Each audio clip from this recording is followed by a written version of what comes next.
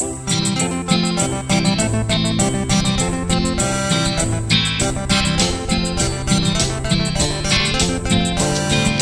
होंगे कामयाब, हम होंगे कामयाब, हम होंगे कामयाब एक दिन।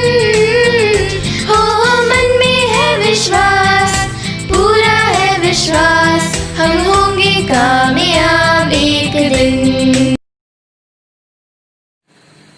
Good afternoon everyone. Today we are going to learn Hindi subject और मुझे मालूम है ये आपका बहुत ही फेवरेट सब्जेक्ट है। तो छात्रों, आज हम पढ़ेंगे 5th क्लास का 3rd लेसन जिसका नाम है योग्य चुनाव। तो लेसन की शुरुआत करने से पहले मैं आपको कुछ बताऊंगी। तो छात्रों, मुझे बताओ कि आप अपने मम्मी के साथ मार्केट जाते हो ना। आपकी माँ जब मार्केट जाती है कुछ फल लाने के लिए या फिर कुछ सब्जी खरीदने के लिए, तो आप भी कभी कभी गए होंगे अपनी मम्मी के साथ। तो आपकी माँ जो होती है वो क्या करती है, जब मार्केट जाती है और जो सब्जी खरीद रही होती है या फिर फल खरीद रही होती है, तो क्या करती है माँ, जो फल होते ऐसे ही उठाकर घर ले आते हैं क्या? नहीं, आप देखते माँ अच्छे से जो फ्रूट होते हैं वो क्या करती, अलग अलग करके जो अच्छे फल होते हैं उसे अपने घर लाती है। तो आपकी माँ क्या करती है, चुनाव करती है, उस फल को सिलेक्ट करते हैं। और कौन से फल को सिलेक्ट करती है आपकी माँ? अच्छे फल को सिलेक्ट करते हैं। तो क्या करते हैं आपकी माँ? फलों का योग्य चुनाव करती है।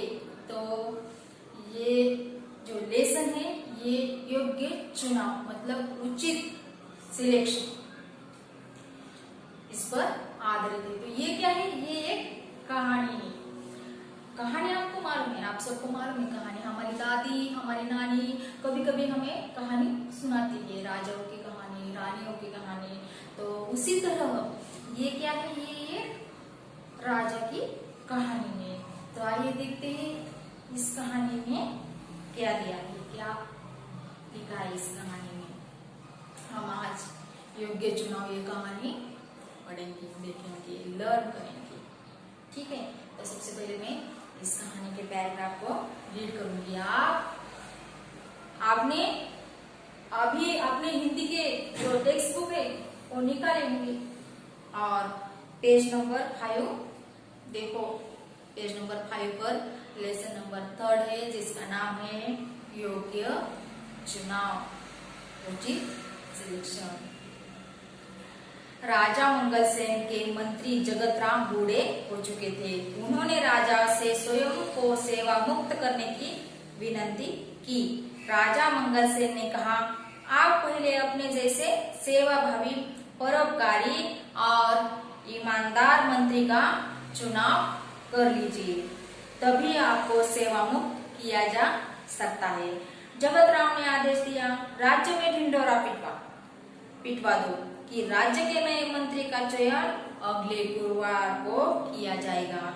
इस पद के इच्छुक 11 बजे राज दरबार में पहुंचे। हरकारे गांव गांव ढिंढोरा पीटने लगे। तो ये जो कहानी है ये भी राजा की कहानी है और राजा का नाम क्या है? राजा मंगल सेन। इस कहानी के राजा का नाम क्या है? राजा मंगल सेन।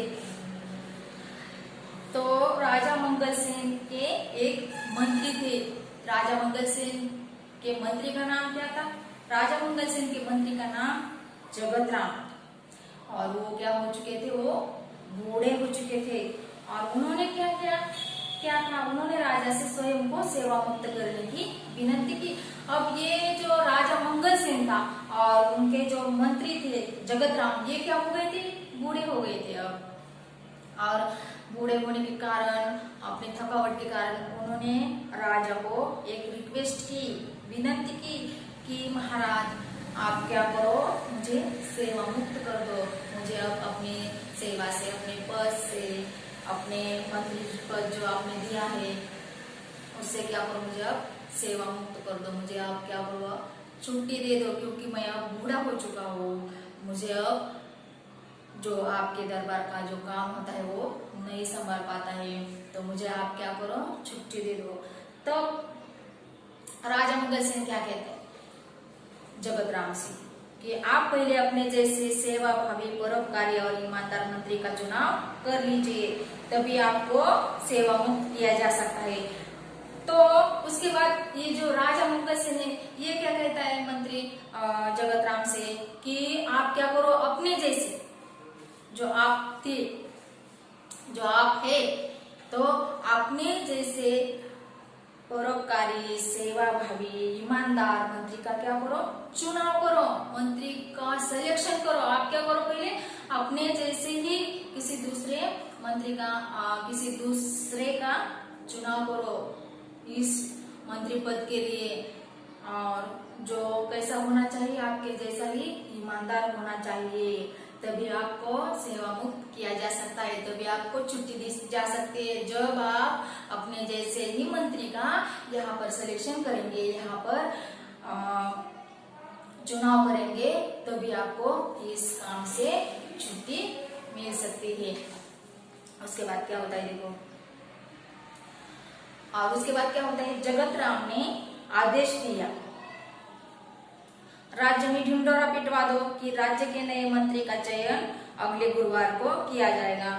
और उसके बाद क्या होता है, जगत राम ने क्या किया कि आदेश दिया कि क्या करो, राज्य में ढिंढोरा पिटवा दो कि तुम क्या करो, यहाँ पर